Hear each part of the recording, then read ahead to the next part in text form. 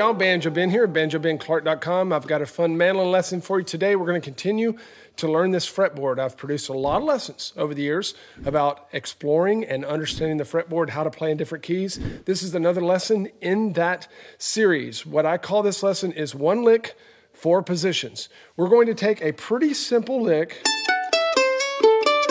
that you're going to use all the time, or that you should be using all the time. By the time you get finished with the lesson, you're going to know how to use that lick. And we're going to learn how to play it in lots of different positions. But the point isn't just to learn how to play the same lick in four different positions.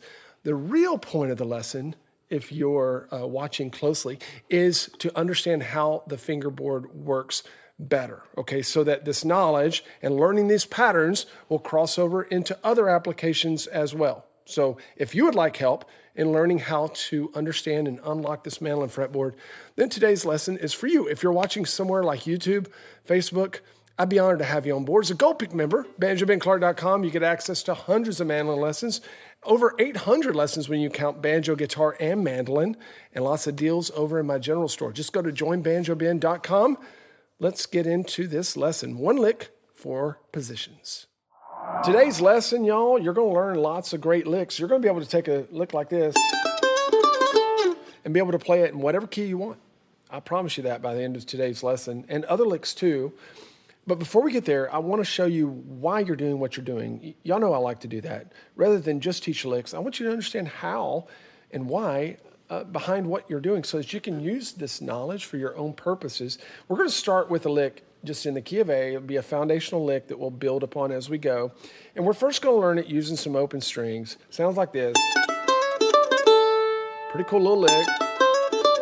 It's got a couple little slides in it. I'll go ahead and pull up the tab for you there. Starts up there on the A note. I just want you to keep in mind that that second slide happens twice as fast as the first one. And that gives it that little cool Monroe sound. Now I'm using alternate picking for it, but you can do an all downstroke Monroe style and get a different kind of drive, different kind of tone, which is really cool. Kind of just depends on what speed you're playing it at. Okay, now it's important for us to realize really what's going on here. Theoretically, we're in the key of A, like I told you. We're going to play it in every key by the time we get done. But right now we're in the key of A, and this is going to start up on an A note. That's the root of the chord, right? Root of the scale. And it's working its way down to that low A note, that A string, right? So we're going from high A to low A. So we're covering one octave. And in between there, we're going to hit some very important notes. We're going to hit an E note and a C sharp. And those notes are the three notes that make up the notes in an A major chord. Okay? It's the arpeggio of the chord. Very important because you're going to need to know how to play arpeggios. I teach you that in all my scale studies. We've already learned that in other lessons. I'm not going to spend tons of time there, except just to point out that there's many more notes in this lick that are part of the scale tone, are part of the chord tones, than there are that aren't. All right, so we have that second fret. That's not in the chord tone. We're sliding in from 3 to 4. That's minor third up to the third. Okay, and then we've got that fifth fret, which is the fourth tone of the scale. And again, these are all major scale tones, but they're not part of the chord tone. So get to where you can play that lick. You don't have to play it as fast as me. I just want you to get that in your ear and get it in your heart. I'm going to show you another way to play it. Now, we're not going to play it in this position near as often, but I just want to show you how immediately you can take this lick and move it to whatever key you want. Actually, before we do that, I want to point out that if you know this lick in the key of A, you also know it immediately in two other keys. All you got to do is move your hand up one set of strings and start it on one string lower. What key is that in? Well, we already talked about how it starts on the root and ends on the root. So what note is that? It's a D note. So this is now a great little D lick. And guess what? We can start it here. What key is that in? It's in the key of G. If you got that, you got 50 bonus points. Okay, so already we have that in three keys.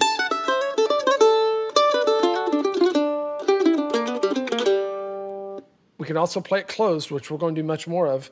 But I want to show you this position because it's also a two-string version of this particular lick. Sounds like this. We're not going to play this position as much. It starts with our pinky. That's also an A note, so we're playing it just one octave lower. But once you get that pattern down, you can move that wherever you want to go.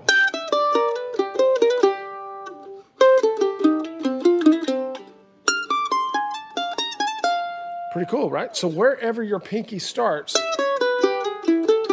that's what key that this lick is in. Okay, so if I've got an E note, here's F sharp. That's now an F sharp lick. Okay, so same lick. We're just playing it two different ways. Pretty cool. Okay, now let's move back in the next line of tab. Let's go back to the original version that we learned because I want you to connect another dot.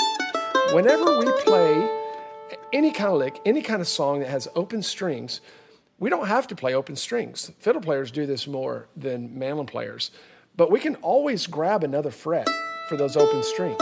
Where do we find them? Well, if we want to play this E note, we can find it on the 7th fret of the next string up. Same for the A note. Same for the D note. Okay? So we can play this lick, but not play the open strings. Now, why would I want to do that? Because it gives us a different sound when it's closed, but also it makes it to where we can move that lick wherever we want to, just like we did with that pinky version, which is harder to play. So let's try this. Let's do closed, and we're going to start this lick with our ring finger.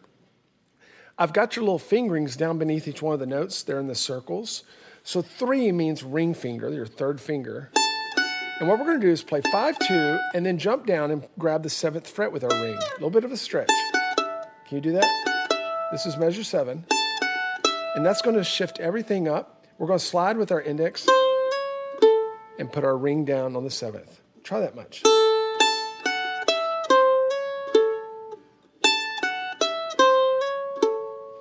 Then to finish it out,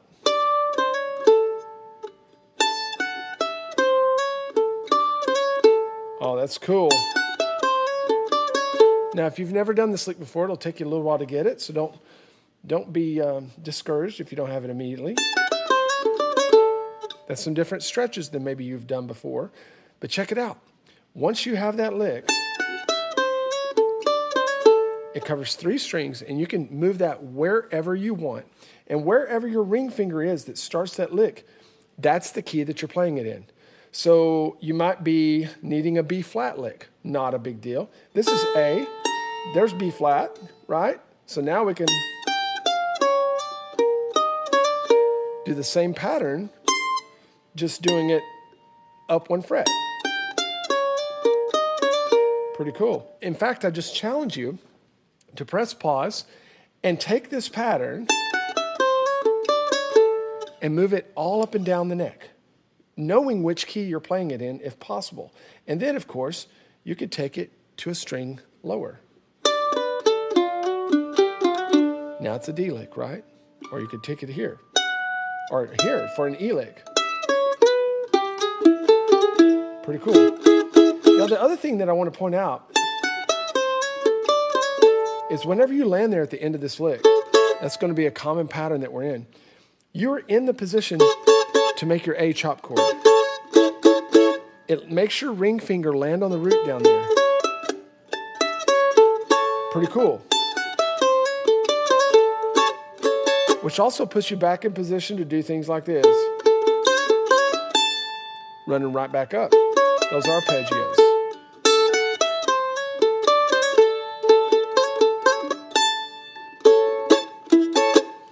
Very cool. All right.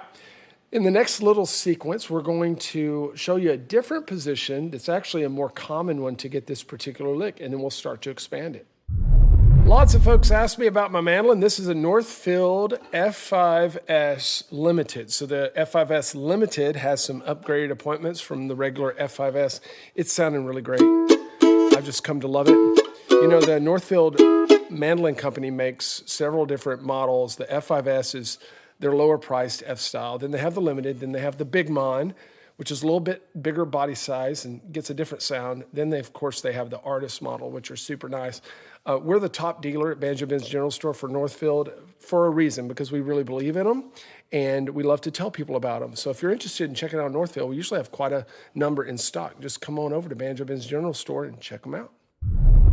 When we're playing this lick or other licks like it, we're actually going to be starting it with a different finger than what we've done so far. I showed you how to start it with your ring finger, because that's where we were growing out of from the open version. But most of the time, you're going to be playing these types of licks, or a lot of the time, starting with your middle finger, okay? So how about we learn how to play this, starting with our middle finger? There's not going to be any change in the second part of the lick. It's just how we start. You're going to think, man, that's quite a stretch. 5, 2, 7. And you're going to think, why can't I just start it with my ring finger like we learned? Because most of the time, or a lot of the times, y'all, that you're going to be playing this lick and ones like it, you're going to be coming out of the shape of your chop. You hear stuff like that all the time, right?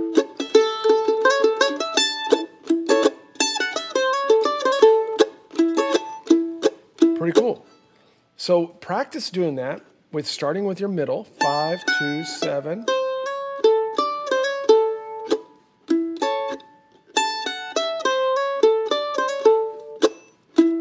But now I want to show you something that happens very often because of the stretch that we have there. Very often, people just don't go all the way down to that F sharp, don't go all the way down to that 6th tone. Rather, they substitute in the flat 7. It's not near as much of a reach, and it sounds pretty cool, a little bit more bluesy. That's their measure 11. You see that we're not getting near as much shift here, near as much stretch with our left hand. Try that. Measure 11. Ready, go. Oh, that's so cool. So one thing that I'd like for us to practice, once you get that lick down, if you want to just pause and get that lick down, I want you to play some rhythm for me, this speed.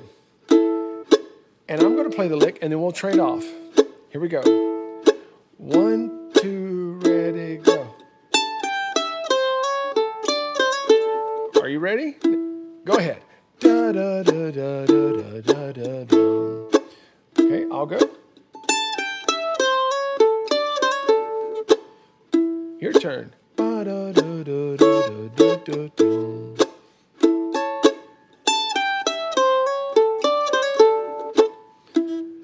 And the purpose of that little exercise is to get you seeing how easy it goes back and forth between a chord shape. If I can play.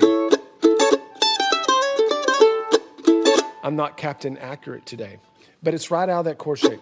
Okay, let's try another chord shape right quick. Let's just move everything up one string. So now we're chopping over D. Same pattern. We're even starting on the 5th fret. We're just going to start on the A string.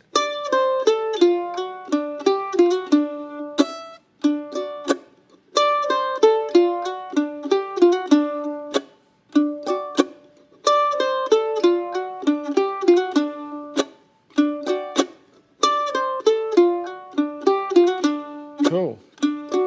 Let's go to B.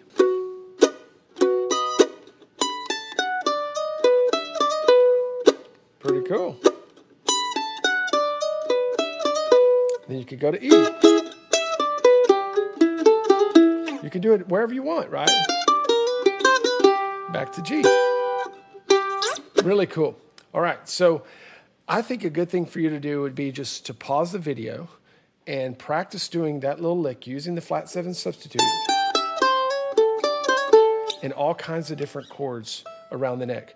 And you're going to be using that either getting into solos, using it as fills. It goes on and on. And the cool thing is that this lick, if you go back to the open version, is just the foundation for so many great.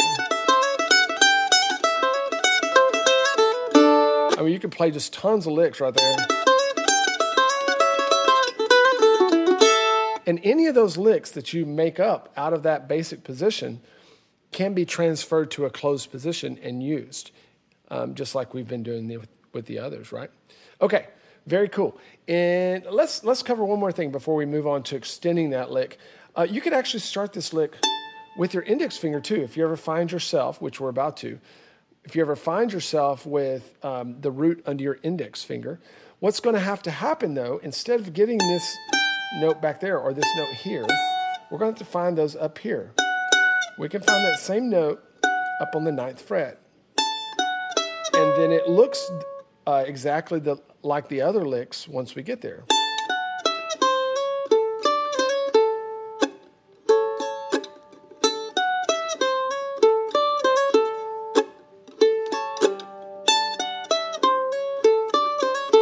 If we wanted to do that flat 7, that's a little bit bigger stretch, going from 5 to 10.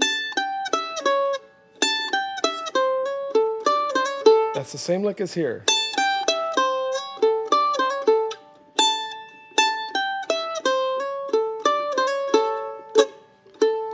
Pretty cool.